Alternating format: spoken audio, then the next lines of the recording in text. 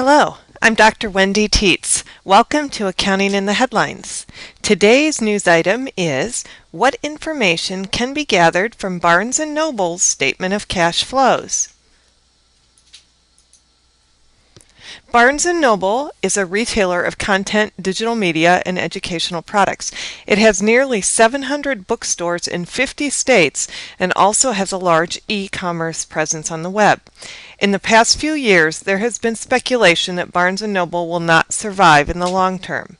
Among other news stories, the Wall Street Journal reported on November 26, 2013, that Barnes & Noble sales are eroding for both print and ebooks. U.S. News and World Report reported that sales of the Barnes & Noble Nook plunged. The Nook is Barnes & Noble's ebook reader. So what we're going to do is we're going to look at Barnes & Noble's Statement of Cash Flows for 2012. I've put a short URL on the screen that you can use to grab this statement. Statements don't really lend themselves to YouTube media, so it would be very helpful to grab the statement. Once you have the statement, it's PDF form, you would see pages 32 and 33, which is what we're going to look at now. So I'm going to walk through, circle where you should be looking on the statement. So let's go ahead and go to page 32. And what we see here is the first page of their Barnes & Noble Statement of Cash Flows for 2012. There's 3 sections on this page, with the first one I've got circled on the screen. That first section that is circled is the cash flows from operating activities section.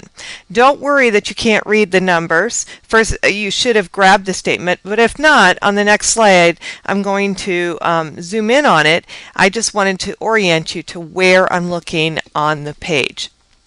So, zooming in where I circled now, this is the operating cash flows, those cash flows that arise from the company's normal operations, what it's in business for in the first place.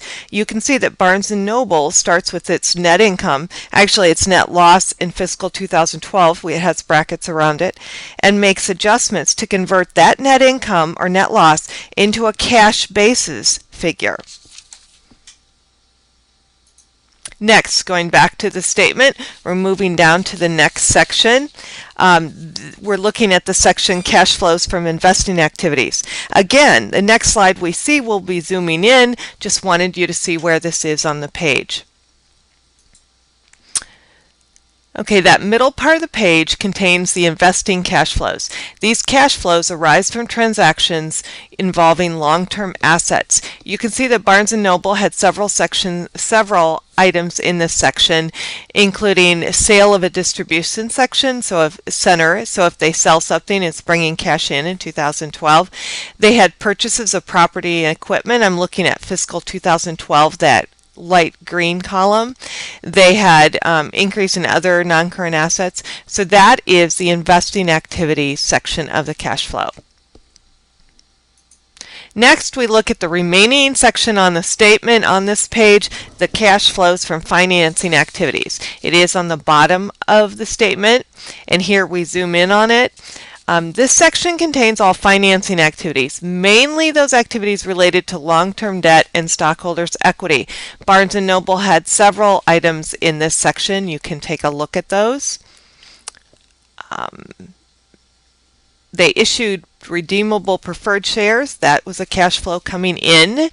They paid cash dividends to shareholders. That's a cash flow out. You can see brackets around it.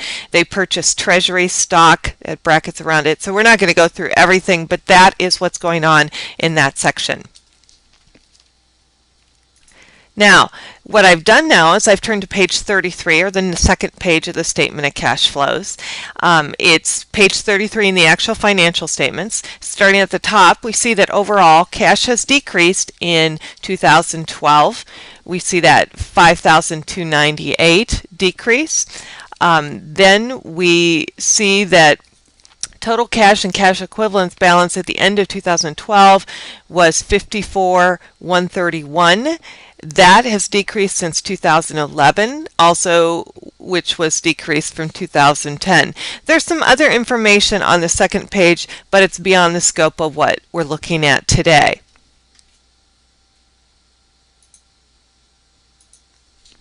Okay, so that's all for today's Accounting in the Headlines. Have a great day.